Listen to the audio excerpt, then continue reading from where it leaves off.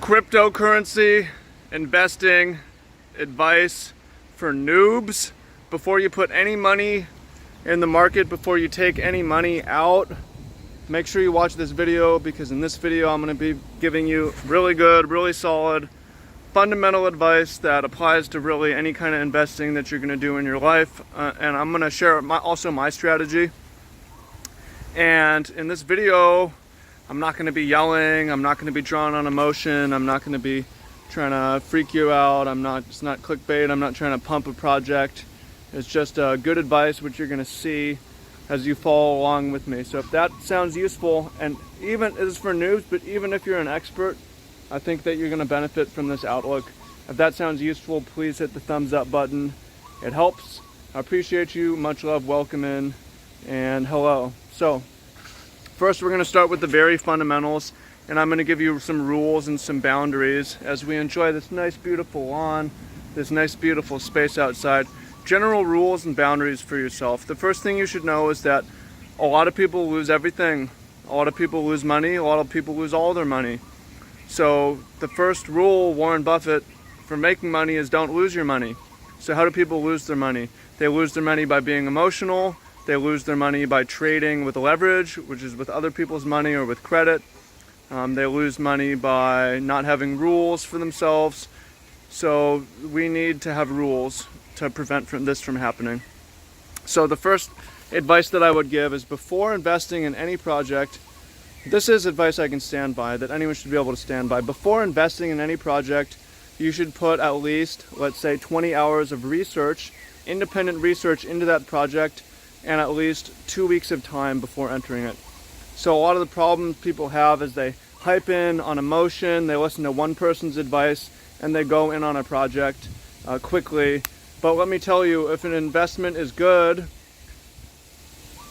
it's good for the long term. It doesn't matter if you wait 2 weeks or a month or a year before entering. It's not that time sensitive. So spend 2 weeks, spend at least 20 hours.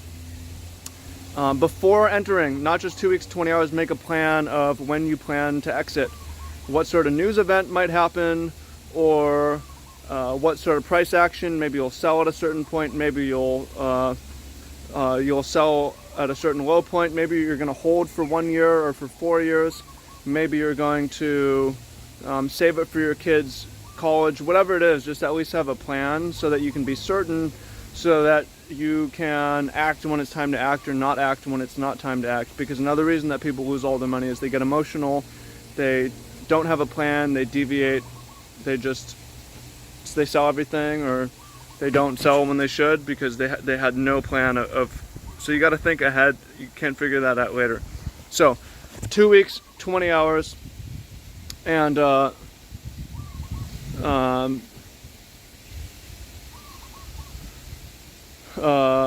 a plan before entering. Similarly, you should have, I recommend at least a week, if not 2 weeks, before selling anything. It's also easy to panic sell something. There's times to sell your investments, but you should really think long and hard about them, because the common way that people lose money is by trading, and trading with leverage. So the opposite of that is being very slow and deliberate, holding for the long term. You believe in these projects, and you don't need to be daily checking the charts. You have a job, you have a life. You don't need to know what's going on every day. If you're going to sell, you need to have a good reason, and you define that reason before entering. But as that approaches, or when you're in the scenario, if you really want to sell, think about it for at least a week. Think about it for a couple weeks. This will just slow you down. The slower you move in investing, the better, because another Warren Buffett is, the key is getting a snowball and finding a really long hill. So it's time duration. Okay, some other fundamentals. The best way, on average, just lump sum putting in everything into investment, on average, wins.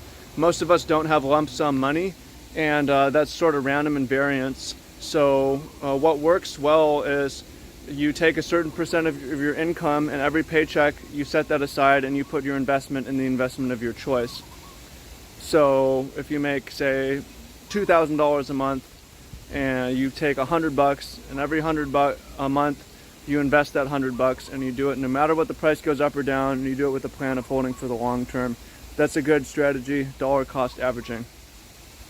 So those are the fundamentals of investing that I recommend, is the rules and boundaries that you set for yourself. There's a really good book on this called What I Learned Losing $1 Million. I sat down with someone who lost $600,000 in a trade.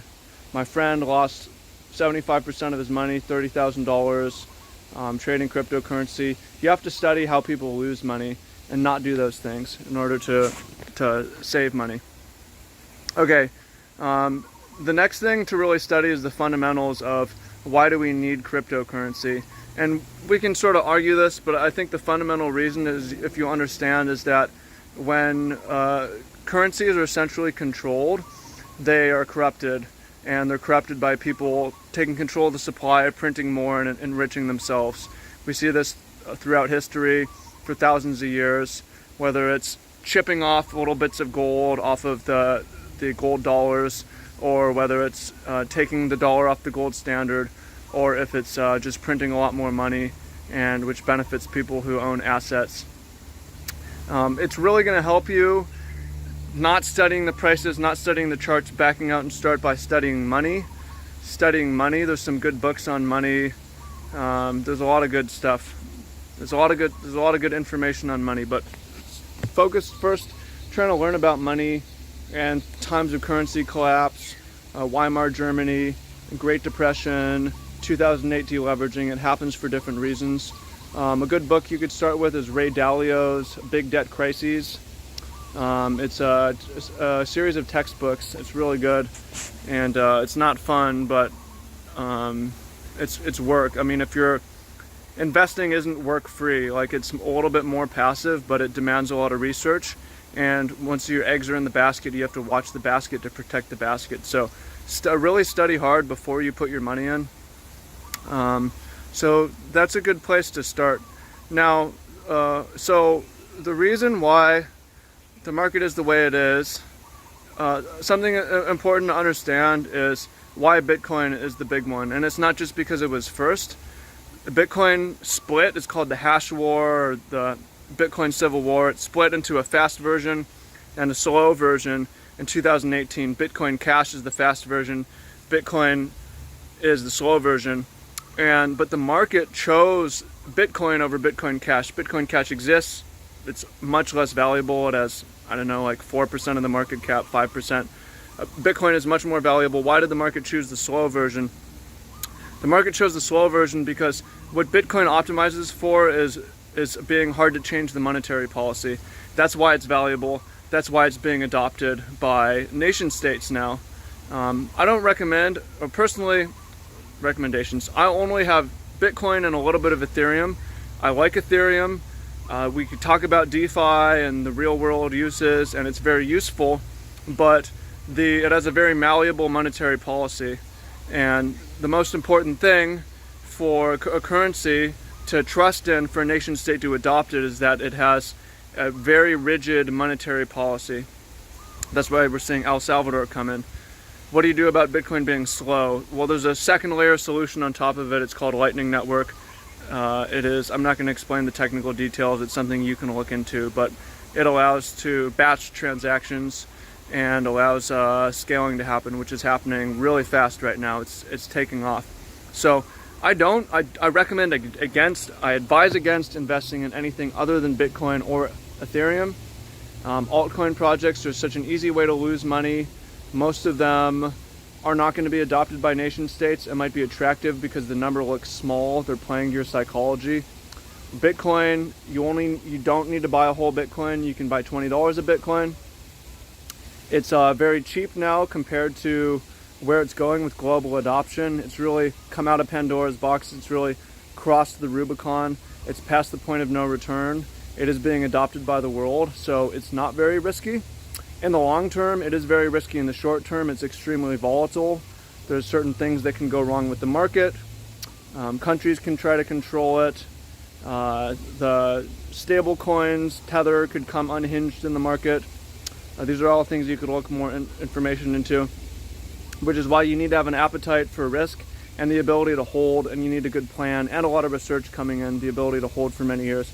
So I made my investments with a plan to hold for many years, to continue working my job and not to get rich quick, not to quit my job and start living off of the investments.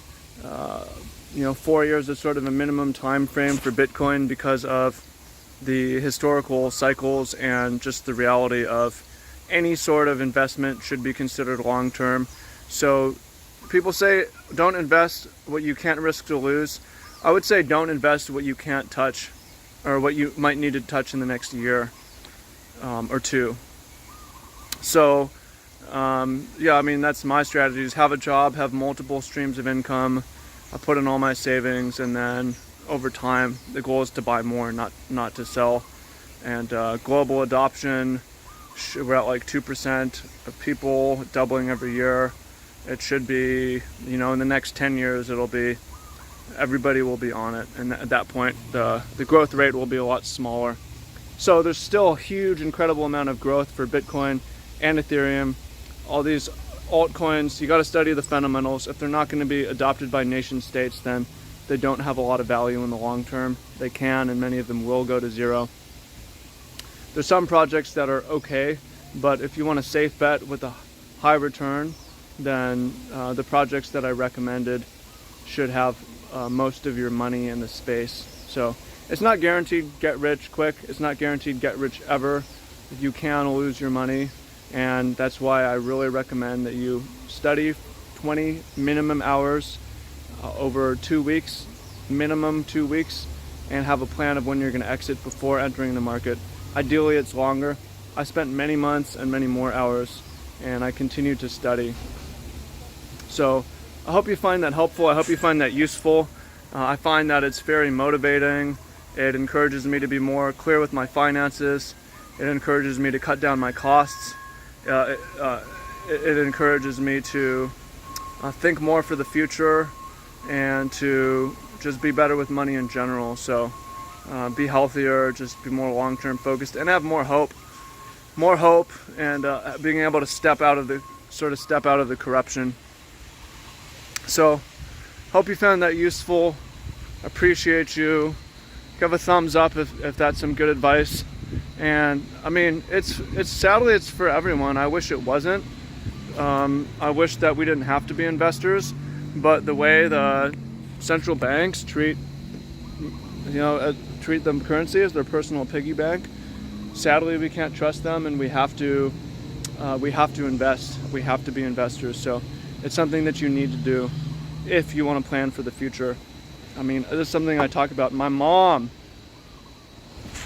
paid $80 for a year tuition in Berkeley in the early 1970s. It was either a semester or a year, $80. Now it's $14,000 for in-state and $22,000. No, I think it's $20,000 in-state, $40,000 out-state, $45,000. It's like $200,000. Imagine she's trying to save dollars from the past and pass them forward to now. It's hopeless. So that's the reality we live in, and that's even before inflation levels of today. It's you just can't save dollars. Sadly, it doesn't work. So is it gold? I like Bitcoin personally. It's on you to determine for yourself, though. I'm not going to tell you what to do. I'm just telling you what I'm doing. Get it off exchanges. It's easy to get hacked. Hold it in a software wallet like Trezor or Ledger, and protect that shit. Put it in a bank vault. Okay, hope you found that useful. And if you want more information or more take on this, then please comment down below.